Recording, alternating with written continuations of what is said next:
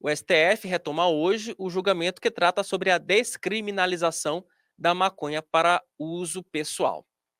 Até o momento, os ministros, há uma divisão ali entre os ministros do TSE e até o momento foram divulgadas, né, os ministros defenderam 3 teses. Matheus, coloca, por gentileza, a arte que nós preparamos agora há pouco.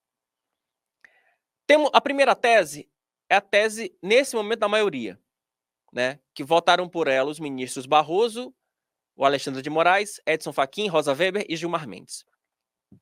Essa tese diz o seguinte: o artigo 28 da Lei Antidrogas, ele é inconstitucional.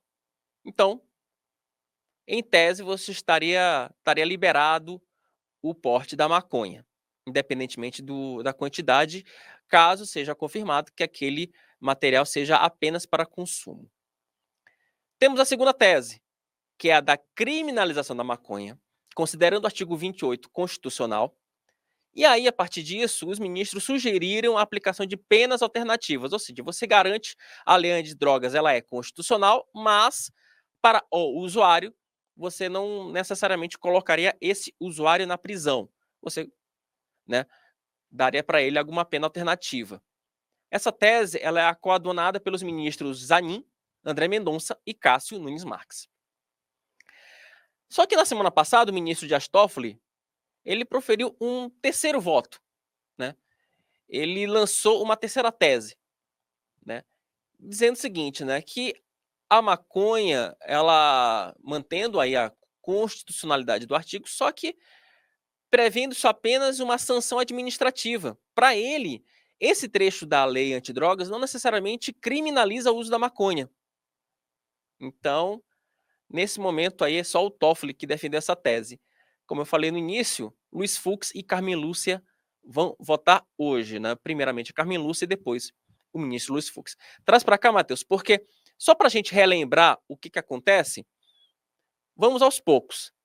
Vamos primeiro para a tese do Alexandre de Moraes, que nesse momento é a tese majoritária entre os ministros do Supremo Tribunal Federal. Matheus, coloca, por gentileza, o voto do Alexandre de Moraes.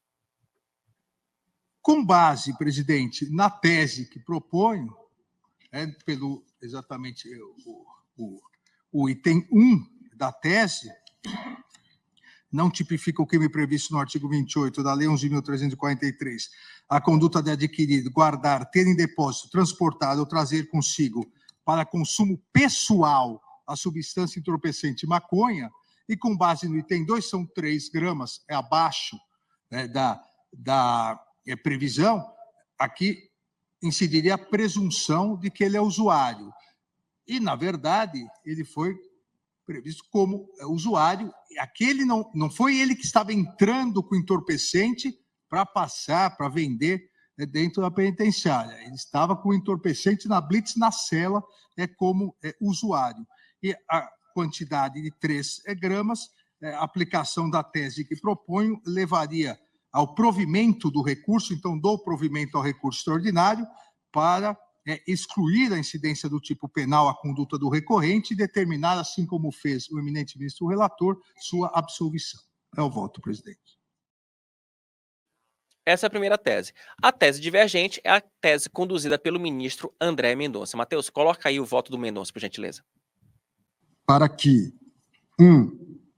nós diferenciemos o usuário do traficante a partir de 10 gramas. Por que 10 gramas? Veja, não estou votando para liberar a droga. Até aí ninguém está votando. Mantém-se o crime, esse é meu voto, mantém-se o crime de uso. 4 cigarros, o que já não é pouco. Dá para se admitir. Não é nem que é uso pessoal, que ele não é traficante. O sujeito sair de casa com 34 papeletes de cigarro, vai fumar maconha bastante durante o dia. Mas considero razoável que ele não seja imputado como traficante. Normalmente os papeletes são aí à venda 5 gramas, 25 gramas já são 86 cigarros.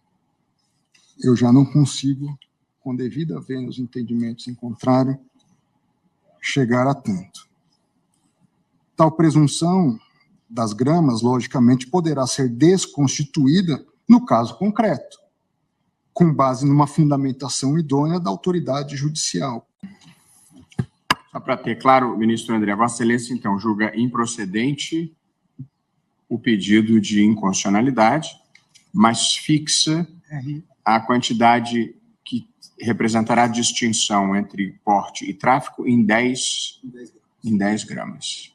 Improvimento no caso concreto, porque ele estava... No caso concreto eram 3 gramas. Não provimento, mas ele estava dentro da prisão, né? Então, no caso concreto não, nega provimento. Nega provimento. E aí vem o ministro Dias Toffoli e apresenta a terceira tese. Matheus, coloca aí o Toffoli, por gentileza. Então, que haja a regulamentação das medidas previstas nos incisos 1 a 3 do artigo 28, a fixação de critérios objetivos de diferenciação entre usuário e traficante de cannabis e a formulação de programas voltados ao tratamento e à atenção integral ao usuário e dependentes. Quarto item.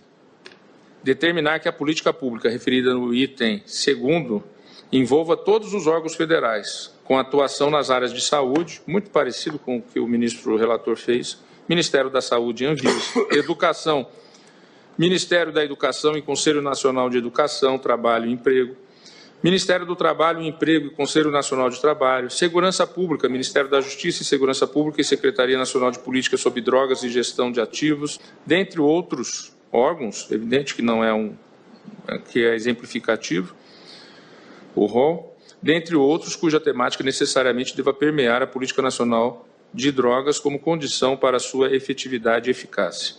Quinto ponto, fazer apelo aos poderes legislativo e executivo para que, com o fito de viabilizar a política pública referida nos itens anteriores, garantam e prevejam dotações orçamentárias suficientes e a respectiva liberação de valores para cumprimento das medidas previstas no artigo 28 e das demais iniciativas voltadas à implementação da política descriminalizante mediante os devidos ajustes financeiros e orçamentários. E, por último, propor que o Poder Executivo inicie uma campanha permanente, é uma proposição, tal qual aconteceu com o tabaco, uma campanha permanente de esclarecimento público sobre os malefícios do uso de drogas em geral, tal como foi realizada a bem-sucedida campanha antitabagismo. E agradecendo a atenção de todos, senhor presidente, esse é o meu voto com as velhas de estilo. Tá aí, vamos esperar o que vai acontecer, né? Porque depois dos votos da ministra Carmen Lúcia e do ministro Luiz Fux, os ministros ainda vão modular o entendimento de acordo com o que eles decidirem.